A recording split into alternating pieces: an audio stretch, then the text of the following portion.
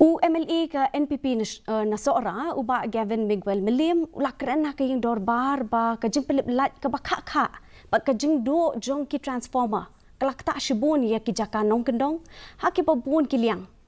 ulah kintu ke sorkar ban le halor kani kamat dah ka babu jeng keli ya kajing penslem ban maramot bat bujli ki transformer ha ke constituency ke jang u Menteri Ketenat Boarding itu Mondal ulah pentikna bagi sorkar kadang ya le ban penbiang ye ki jengdon kam Jaka tenat kam tam haki Jaka Nongkyndong.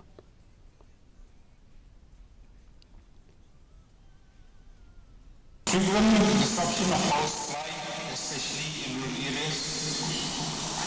Frequent breakdown of transformers are some of the major problems faced by our rural populace, which has also affected the various business establishments, and I think so this is something which the government needs to properly examine. In the last several months in my constituency alone, several transformers broke down in several villages, where the people had to wait for weeks, sometimes even months, to get for replacement,